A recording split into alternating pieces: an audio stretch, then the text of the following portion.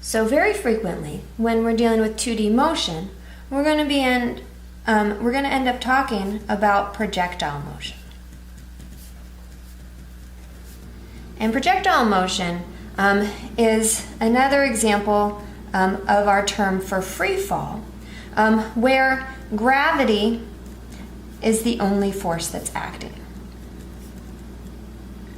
So what this means then is that we're going to have the acceleration vector is only in the y direction. So the acceleration vector is going to be equal to your ay term only. Now, if we go ahead and talk about it specifically for projectile motion, then we can see that the acceleration in the x direction is going to be 0. And then the acceleration, and I'll write it over here so we can make a table of equations below each one, in the y direction is going to be equal to negative 9.8 meters per second squared in our j direction. And so we can then actually write our kinematics equations using these. What we can first note in the x direction is that now all of a sudden there's no acceleration at all, which means that we have a constant velocity in the x direction, which actually simplifies things immensely because now we actually have one single equation that will apply for our x motion. And this will then make all of your problem solving much easier because in anything you can analyze in x, there's only one choice for the equation that can be used. And very simply, it's that if you have constant velocity motion, your position in x is equal to your initial position, x naught, plus the velocity in x times time. Where this is the constant velocity, right? Vx is equal to a constant.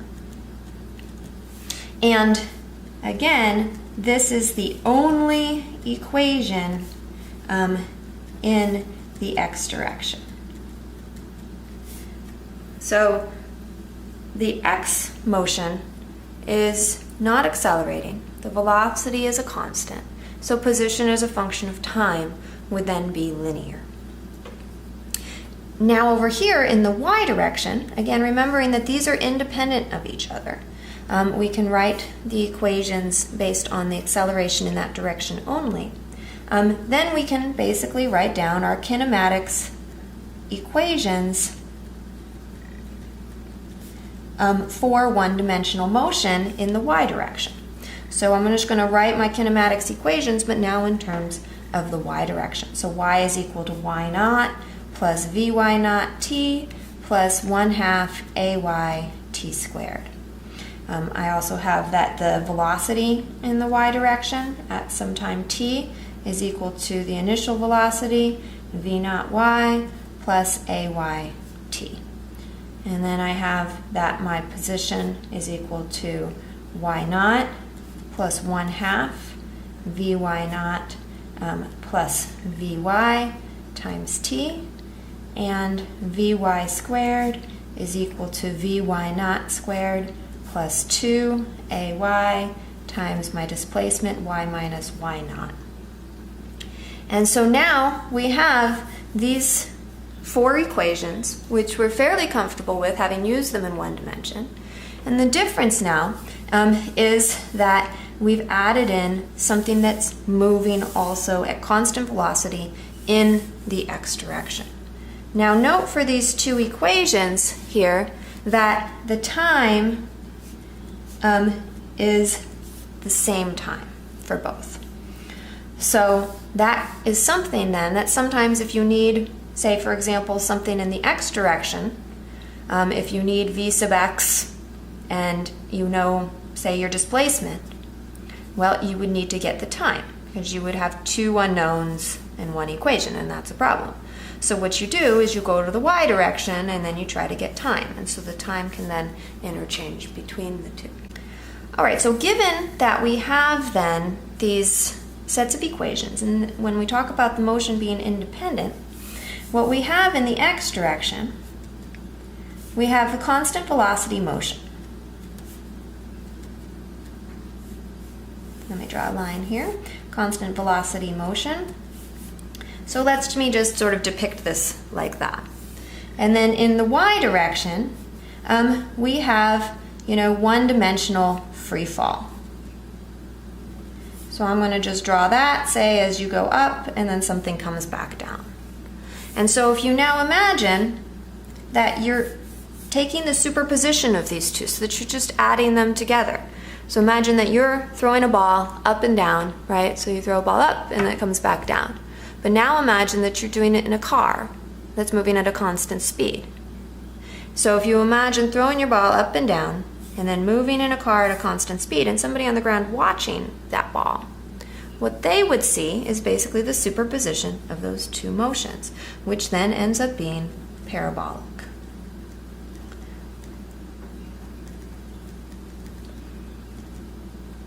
So you get this parabolic motion from your up and down, and then how far it moves along the x direction with that constant speed. Okay, so because it's parabolic motion, it's going to be symmetric.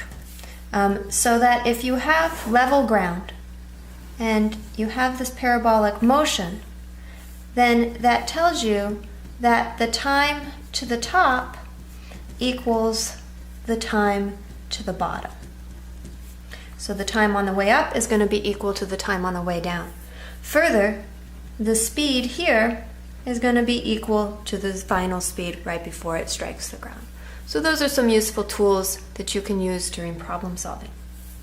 Another thing that's useful to think about with the parabolic motion has to do with the time of flight.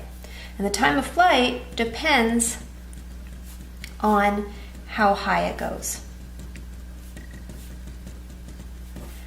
So the y direction only. And so if we try to understand this, let's take sort of a simple case that's often talked about, which would be, imagine dropping one ball off a table straight down from rest.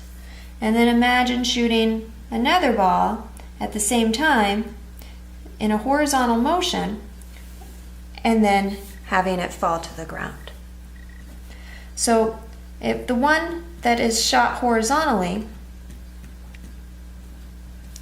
it's important to note then that the initial velocity in the y direction is still equal to 0, just like the one that was dropped vertically. So these have the same y components for all their motion. That is, they have the same y naught, they have the same y final, which would be at the ground, they have the same vy naught, and they would even have, therefore, the same final velocity in the y direction, not in the x direction, because this one clearly has an x component, but this one does not. And, of course, they have the same acceleration due to gravity. So if we look at this equation, y is equal to y naught plus vy naught t plus 1/2 ay t squared, we can see then that because all of these quantities here are going to be the same, that the time will be the same.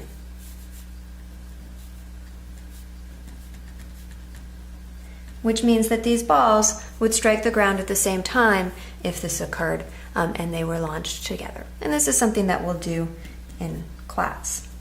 You can take it further and this discussion further, and you can then talk about, say, two balls that are launched with different speeds and angles but reach the same height. If they reach the same height, they have the same time of flight. And again, you can think about this by looking at the time it takes them to go from the top to the bottom. So if we call this here our y naught, then they would have the same y naught. They have the same y naught. they have the same Vy naught, which equals 0, because at the top, the the velocity in the y direction is 0. And they have the same acceleration. So if the acceleration, the Vy naught, and the y naught are the same, then that tells us that the time depends on where they land. And so assuming it's the level ground, then that's going to be the same amount. So you can make the case that one that goes higher has a higher y naught, and therefore it's going to have a longer time of flight. That concludes this video on projectile motion. Go ahead and answer these self-check questions. You can pause the video, answer the questions, and then the answers will be displayed at the end. As always, let me know if you have any questions.